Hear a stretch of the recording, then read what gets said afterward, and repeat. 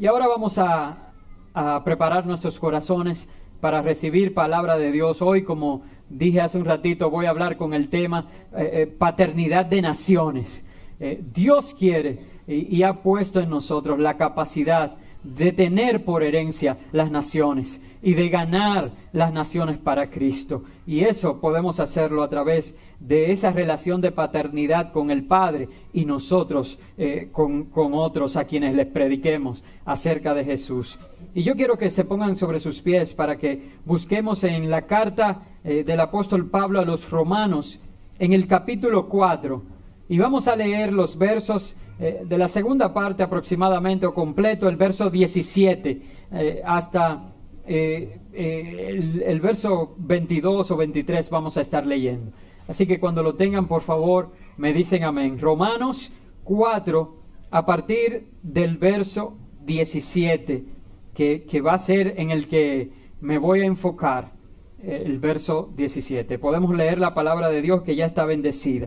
Y dice, como está escrito, te he puesto por padre de muchas naciones, y lo es delante de Dios, a quien creyó, está hablando de Abraham, el cual da vida a los muertos y llama las cosas que no son como si fueran. Ahí está hablando de Dios. Él creyó en esperanza contra esperanza, para llegar a ser padre de muchas naciones, conforme a lo que se le había dicho, así será tu descendencia. Y su fe no se debilitó al considerar su cuerpo, que estaba ya como muerto, siendo de casi 100 años, o la esterilidad de la matriz de Sara. Tampoco dudó por incredulidad de la promesa de Dios, sino que se fortaleció por la fe, dando gloria a Dios, plenamente convencido de que era también poderoso para hacer todo lo que había prometido. Por eso también su fe le fue contada por justicia. Pueden sentarse, amados hermanos. Y dije que el mensaje central, la verdad central de lo que voy a compartir hoy está en el mismo verso 17. Pero quiero comenzar desglosando a partir del verso 19, viendo lo que Abraham tenía como obstáculo delante de sí para poder esperar la promesa de Dios. Y la promesa de Dios era que se convertiría en padre de naciones. Hermanos, miren, no es una promesa pequeña la que Dios le dio a este hombre. Un hombre que fue sacado de su comodidad, de su zona de confort, donde estaba con su padre, con su familia, donde estaba rodeado de muchas posesiones, y Dios le pide que salga de su tierra y de su parentela, y le da una promesa que le daría un hijo y que también le daría una descendencia como la arena del mar, como las estrellas del cielo. Y le dijo Dios que lo haría padre de naciones.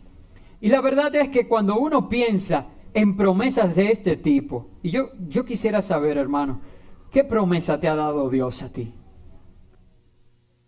Porque la verdad es que a veces uno ora y ora por un trabajo, ora por cosas como sencillas.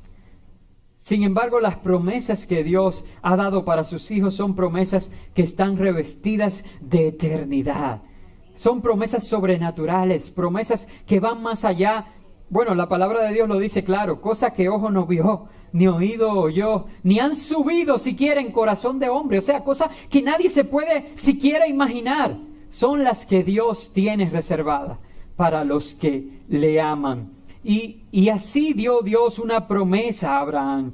Dios le dijo, te haré padre de naciones. Pero póngase usted en el lugar de Abraham, y qué difícil era para él. De hecho, el verso anterior a este, el verso 18 al 19, donde voy a describir los obstáculos, dice que Abraham tuvo que creer esperanza contra esperanza.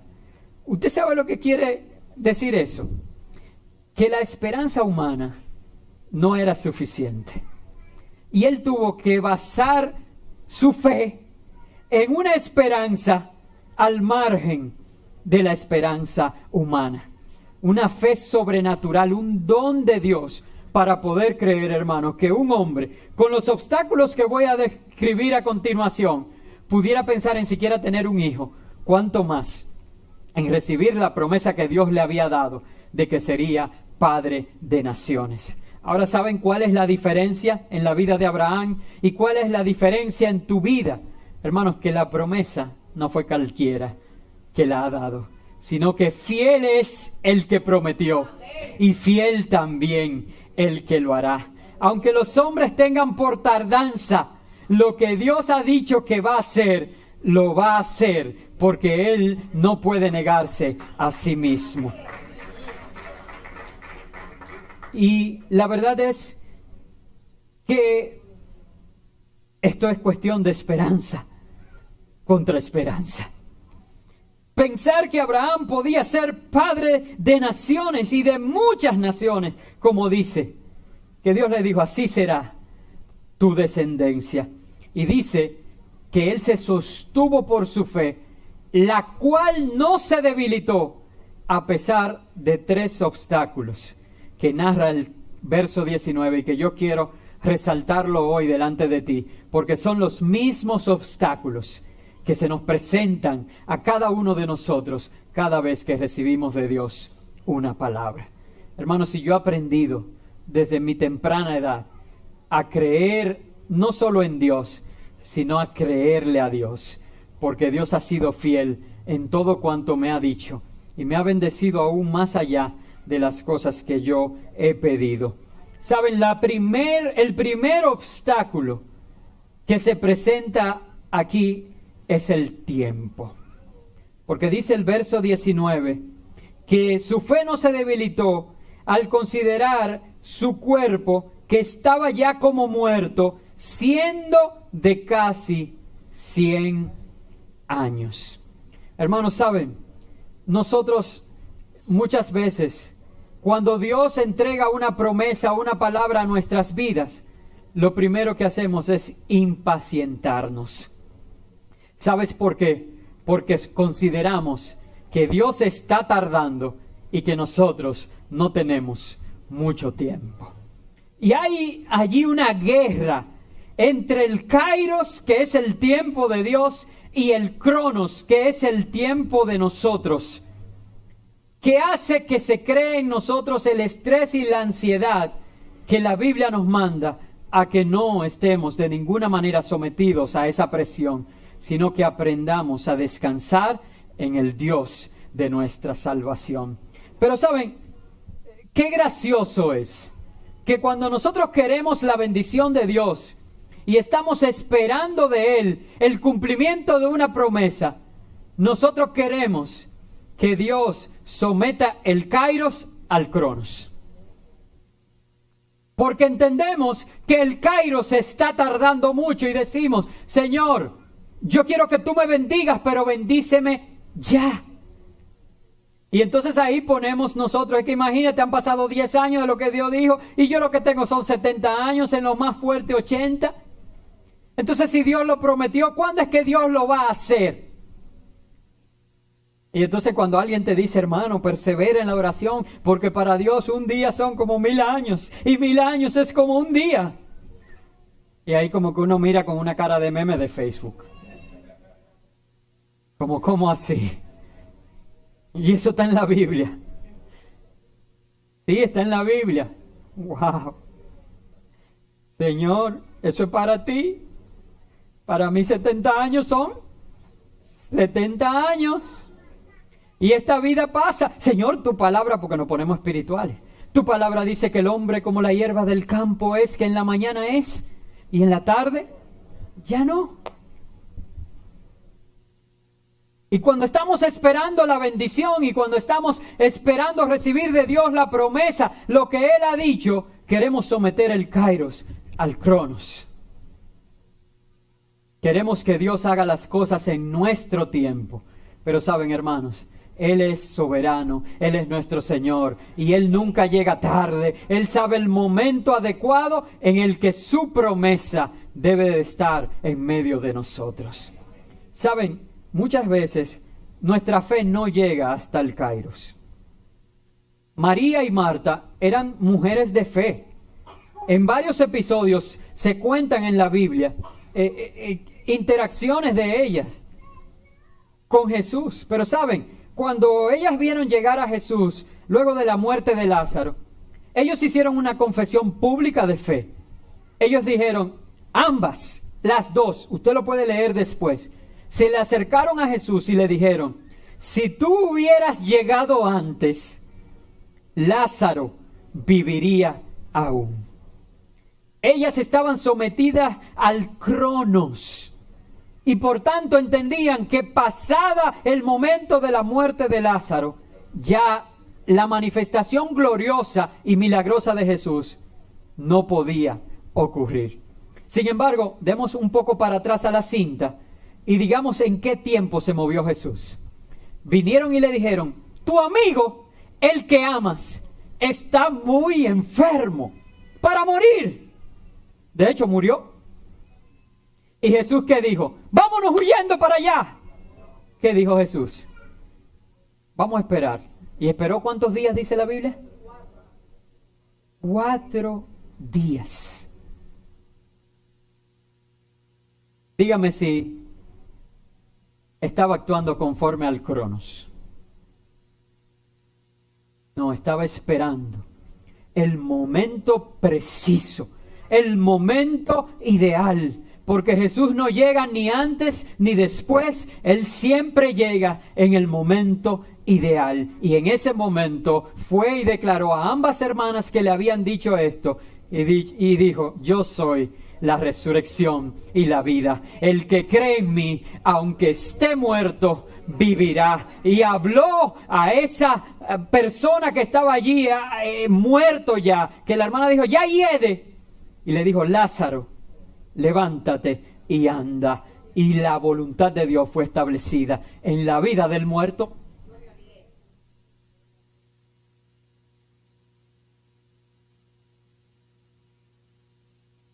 Porque Él es el autor de la vida. Entonces, hermanos, aprendamos a desarrollar la paciencia mientras esperamos el cumplimiento de las promesas de Dios. Pero saben, la paciencia no es solamente esperar, porque cualquiera espera. Usted va a una oficina pública y usted tiene que esperar. Y no es que usted espere de muy buen agrado, pero la paciencia es esperar con alegría, esperar confiadamente en el cumplimiento de lo que Dios ha prometido. En algunos casos va a durar 25 años como nosotros estaríamos esperando la manifestación de esta promesa de Dios. Y en otros el Señor lo va en su soberanía a conceder inmediatamente. Pero yo sé que tanto en uno como en otro, el cumplimiento de la promesa será para bendición y será en el momento en que Dios había destinado que fuese. Y por eso Él respalda. Porque, hermanos, Él no va a quedar mal. Él no puede quedar mal, no puede negarse a sí mismo. El primer obstáculo que se nos presenta a nosotros para en fe poder recibir las promesas de Dios es el tiempo. Número 1, ¿es así o no es así en tu vida? En segundo lugar, dice el verso 19, que no se debilitó su fe porque no consideró la esterilidad de la matriz de Sara. ¿Y qué representa esto? La esterilidad de la matriz de Sara representa las cosas que tú y yo no podemos controlar. Hermanos, hay momentos en que no es ni siquiera el tiempo el problema. Tú estás dispuesto a esperar. Lo que te mortifica, lo que te crea ansiedad, lo que desgasta tu fuerza, lo que hasta te enferma, es saber que tú no tienes el control de las cosas a través de las cuales va a llegar la promesa y la bendición de Dios. Y yo quiero que para que puedas descansar, hermanos, de una vez y por todas decirte, tú no tienes que tener el control. Dios tiene el control. Y a veces oramos, Señor, toma el control. Y yo me quedo como, en algún momento lo soltó. Dios siempre tiene el control, hermano. Todo lo que nos sucede ha sido filtrado por Él. ¿O alguno de ustedes ha perdido más de lo que Job perdió? Y no está claramente establecido desde el capítulo 1 que Dios filtró todo cuanto le aconteció a Job. Y en el capítulo 2 de Job dice que en nada halló Job despropósito. Entonces, si todo lo que nos acontece ha sido filtrado por Dios, hermanos, busquemos el propósito de Dios en todo. Y glorifiquemos a Dios, porque sabemos que aunque nosotros no podemos controlar lo que está pasando, Dios no ha perdido ni perderá el control de la situación. Entonces el punto es que si yo tengo una promesa de que Dios me va a dar un hijo y que voy a ser padre de naciones, pero mi esposa es estéril, entonces ¿será que se va a morir la esposa y me voy a conseguir otra? ¿O será que me voy a tener que llegar a una esclava? ¿Usted ve? Y en todo caso, entonces siempre lo que nosotros hacemos al tratar de ayudar a Dios es traer para nosotros después un pueblo que nos vive atacando.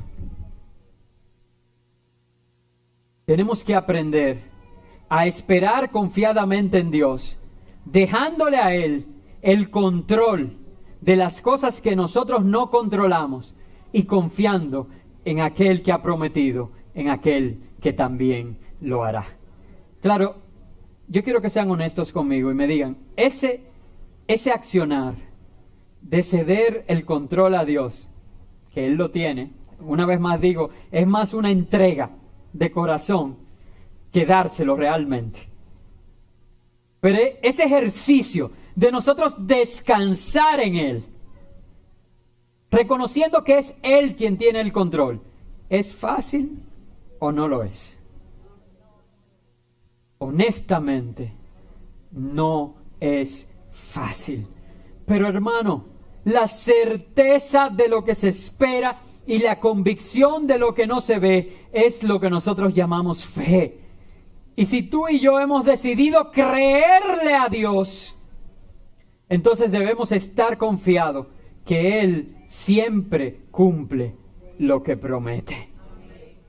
Saben, yo creo que uno de los mayores elogios que he recibido de mi hija en mi relación con ella como padre fue cuando ella cumplió como 15 años y ella dijo una expresión. Su mamá le dijo, pero tú estás muy segura de eso, o sea, tú no has esperado si eso va a ser o no va a ser. Y ella dijo, es que mi papá me lo prometió. Y una cosa que yo he visto en mi papá que se parece a Dios en eso es que Él me cumple todo lo que me promete. Y la verdad es que yo me quedé, hermanos, porque tú y yo empecé el mensaje así diciendo, estamos llamados a ser un modelo de paternidad conforme a la paternidad de Dios en nuestras vidas. O sea que no es ninguna blasfemia cuando digo, así como el Señor, ¿verdad? Y comparando, es que yo quiero ser como Jesús. Y tu anhelo debe ser llegar a la estatura del varón perfecto, que es Cristo. Hermanos, y Dios es un Padre bueno que siempre cumple lo que promete. Nosotros tenemos que aprender a descansar en esa fe, en ese Dios fiel, y a no permitir que las cosas que no controlamos, porque, miren, ni siquiera la tecnología existía en ese tiempo. Porque ahora hay tratamiento y que fecundación in vitro y que vientre de alquiler y que fecundan con el espermatozoide y el óvulo de dos personas y lo depositan en otra persona. Pero en este tiempo ni siquiera existía la tecnología. Entonces, ¿qué ganaba Abraham? Preocupándose por algo que él no podía controlar. Y ahí se ve muy claro, no, nada, porque Abraham. Ahora yo te pregunto, ¿qué ganas tú? ¿Qué ganas tú preocupándote por algo que no controlas? Aprendamos a descansar en Dios. Él es un Padre que cumple lo que promete. En tercer lugar, dice, luego de la esterilidad de la matriz de Sara, que tampoco dudó por incredulidad. El tercer obstáculo que se nos presenta a nosotros una vez que hemos recibido de Dios una promesa es la duda. Y quiero hacer un resumen rápidamente. En primer lugar, ¿cuál es el primer obstáculo? El tiempo. En segundo lugar, las cosas que no podemos controlar. Y en tercer lugar, la duda. Hermanos, porque inmediatamente, y mira, y en esto, y quiero decir esto, la duda es contagiosa, pero también es la fe. La duda es contagiosa, pero también lo es la fe. Y yo quiero saber de qué tú vas a ser un multiplicador. La hermana Jocelyn puede estar orando por un propósito que Dios le ha hablado claramente. Una promesa que Dios le ha dado. Y yo puedo venir con ella y decirle, ¿y tú crees que eso es de Dios?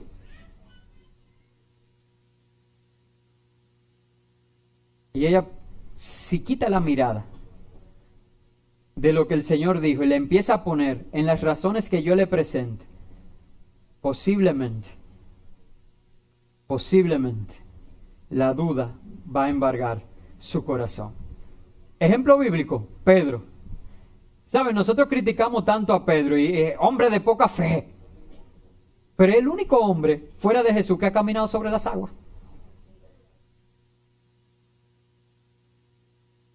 Mencióneme a otro. Solamente Jesús y Pedro han caminado sobre las aguas. ¿Por qué? Porque puso su mirada en Jesús y escuchó lo que Jesús le dijo. Jesús le dijo, ven. Y se sostuvo como viendo al invisible y caminó sobre las aguas. ¿Y qué provocó que Pedro comenzara a hundirse? ¿Y cómo fue la manifestación de la duda en Pedro? Que empezó a mirar a otro lado, que no era a Jesús. Quitó la mirada de Jesús y la puso en el bravo mar, en las olas, en lo oscuro de la noche. Quitó la mirada de Jesús y eso hizo que se hundiera. Vamos de nuevo hasta acá. En tu vida, ¿quieres hacer cosas grandes? ¿Quieres caminar sobre las aguas? ¿Quieres la manifestación poderosa de Dios en tu vida? Pon tu mirada en Jesús. Pero ¿qué me dicen esto? Tú eliges a quién mirar. Tú eliges a quién escuchar. Yo elijo mirar a Jesús y escuchar las promesas que Él me da. Y a Pedro le dijo, ven. Ahora, ¿fue fiel o no fue fiel Jesús? Cuando Él le dijo, ven, ¿se hundió Pedro? Caminó sobre las aguas. Y aún cuando quitó la mirada de Jesús y empezó a hundirse, se ahogó. ¿Por qué? ¿Qué dice la Biblia que pasó?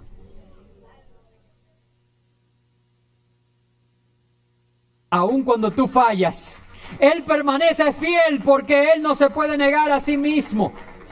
Y te extiende su brazo de misericordia para salvación de tu alma. Hermanos, yo no sé qué promesa Dios te ha dado, pero yo no quiero hablar de promesas pequeñas. Por eso titulé el mensaje Padre de Naciones. Ustedes vieron este testimonio de esta mañana, 40 años de misionero, hermano. Yo no sé si yo aguanto 40 años de pastor. Entonces una gente así yo la voy a honrar 10 veces que haya que honrarla. Nada más por eso. Mira, a mí no me importa si ha ido, si no ha ido, cuánto. Nada más por durar 40 años sirviéndole al Señor. Y usted ve cómo una persona sencilla viajado a tantas naciones, llevando un mensaje sencillo, el mensaje del Evangelio que es para salvación de las almas. Hermanos, Dios tiene propósitos grandes en tu vida. Quizás tú eres que vas a conquistar tu barrio para Cristo. Quizás tú eres que vas a alcanzar toda tu familia. Hermanos, eso no es cosa pequeña. Mi familia es grandísima.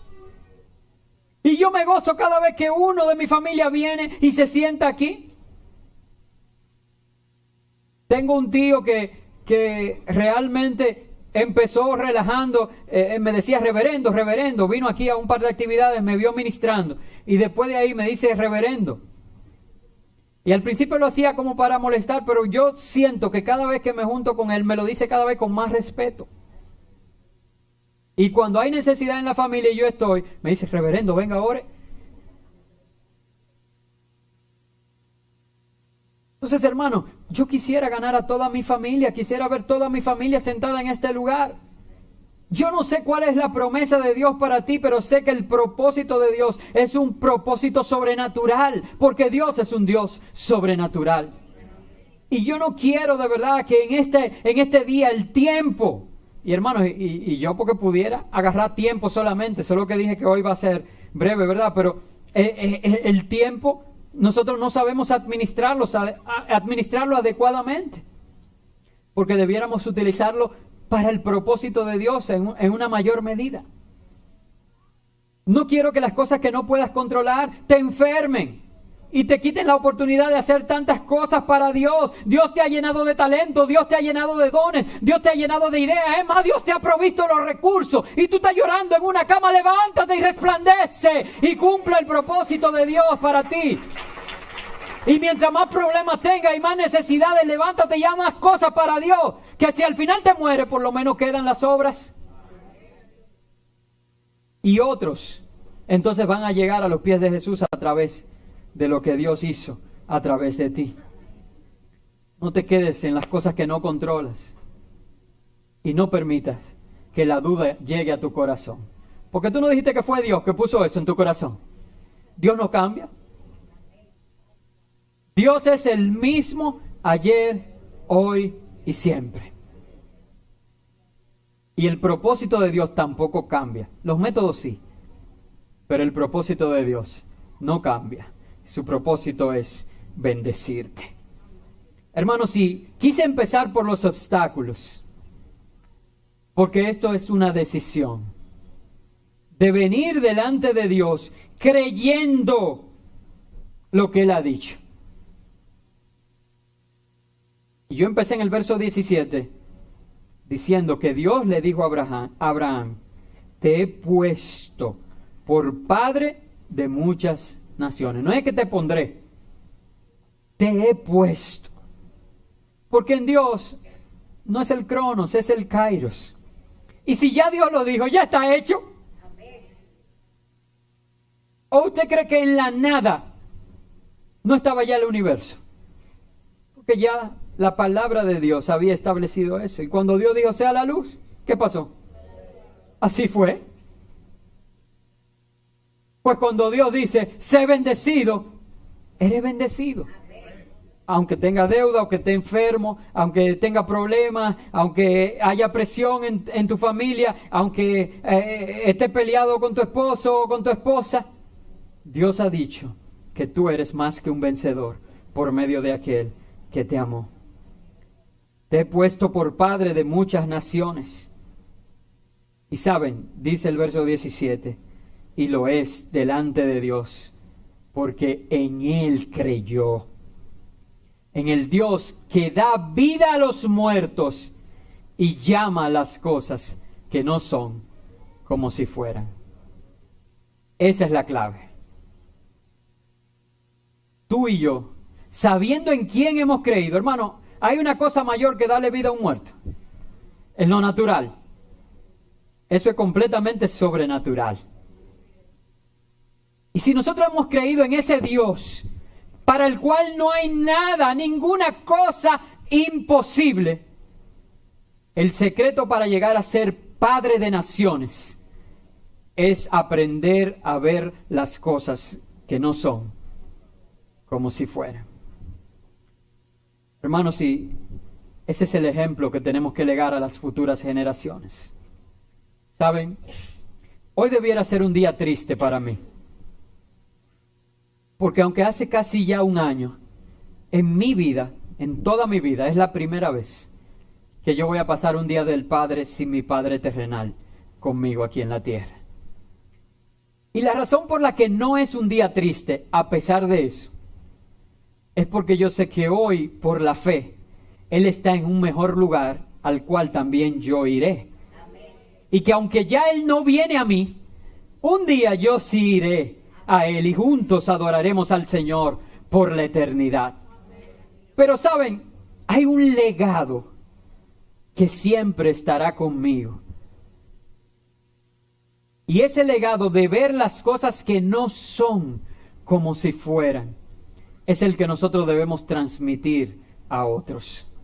Yo recuerdo desde mi abuelo murió en 1993. Yo me gradué en 1994 en electrónica industrial.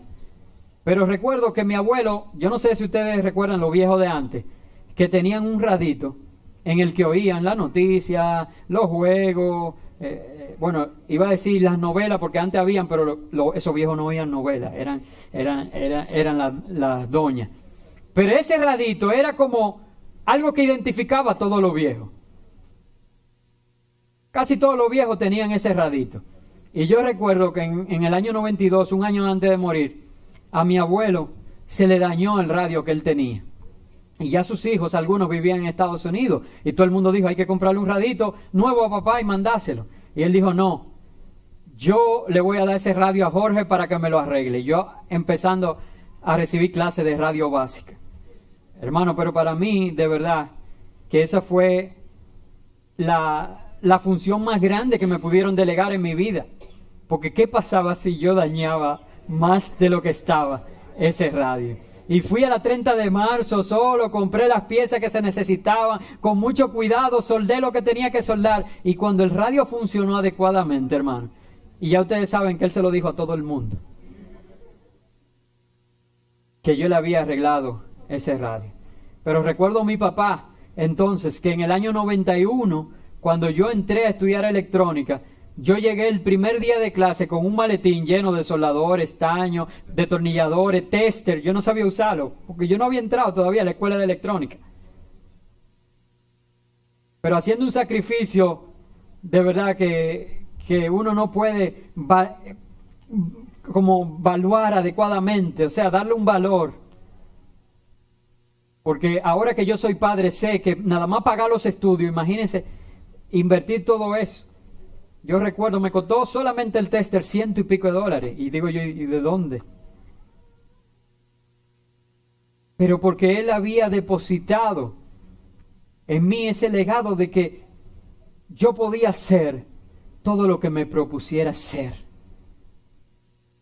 Y eso lo podemos llevar a todo ámbito. El pastor Corniel, mi pastor, recuerdo que me graduó primero que en Loyola. Cuando yo era un adolescente, con 13 años, me dijeron, mira, hace falta aquí alguien que bregue con el sonido. Tú eres el sonidista y tú eres el ingeniero. Y más nunca me volvió a decir de otra manera, el ingeniero. Jorge Duarte me graduó. Porque aprendió a ver las cosas que no son. Yo recuerdo una vez que él dijo aquí, éramos como 30 y pico de gente, 40. Y dijo, esta es una iglesia de profesionales y... ¿Cómo fue que él dijo? Eran dos palabras, no recuerdo la otra. Pero que nosotros somos una iglesia de, qué sé yo, qué, profesionales. Y yo creo que no había ninguno en ese momento profesional. Toditos eran estudiantes, pero ¿saben qué pasó? Toditos se hicieron profesionales. Ahí estaba el pastor José Matos, que es un ingeniero. Ahí estaba mi hermano Manuel. O sea, todos se hicieron profesionales. Porque él aprendió a ver las cosas que no son como si fueran. Y nosotros vamos a seguir llamando a nuestros hijos. Este es un vago. Este no sirve para nada. A este nada más le gusta estar en una pantalla.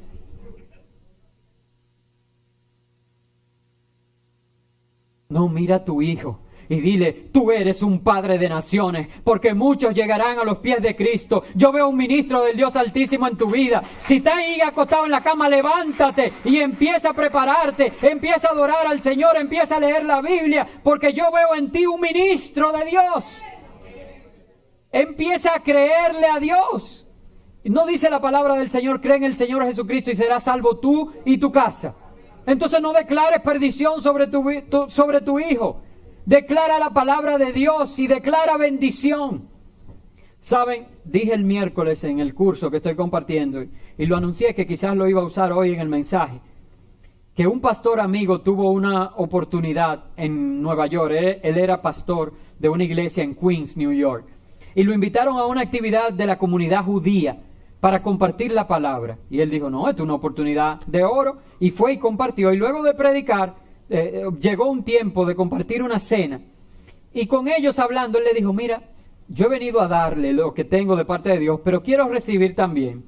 Y quiero preguntarles, ¿cuál es el secreto de esta prosperidad que ustedes como comunidad judía exhiben, sobre todo aquí en los Estados Unidos? Hermano, y el que ha viajado a Estados Unidos y a Nueva York específicamente sabe que la comunidad judía es una de las más prósperas. O sea, hermano, hay en los Hamptons mansiones y mansiones de esta gente. Y muchos, yo sé que Manuel, mi hermano, por ejemplo, una vez fuimos a un sitio que vendían relojes, era un judío, y él le decía, mira, se lo vendo a Lomelo a 5 y a ti a 3. Y a Lomelo le diría lo mismo. Son negociantes, son prósperos en todo lo que hacen. Y él le preguntó, ¿cuál es el secreto de esta prosperidad? Y él le dijo, bueno, son dos cosas. Número uno, culturalmente, nosotros, nuestro pueblo, tiene la costumbre de legar a su familia una herencia. Es decir, que todo el que nace en el pueblo judío recibe de su padre una herencia. Entonces es más fácil, ¿verdad?, usted empezar desde aquí que desde abajo. Y el pastor dice, oh, ok, dice, no, pero ese no es el secreto. Eso es solamente para que tú entiendas lo que culturalmente nosotros acostumbramos.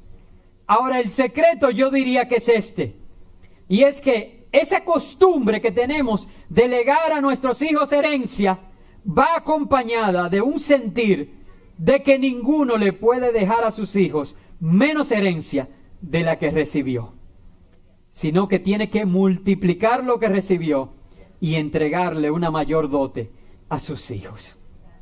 Hermanos, aplica eso a toda tu vida, en el ambiente laboral, en el ambiente espiritual, en el ambiente económico. Hermano, tú estás llamado por Dios, porque tú eres parte del pueblo de Dios, a darle a tus hijos una herencia, y esa herencia tiene que ser mayor de la que Dios ha depositado en ti.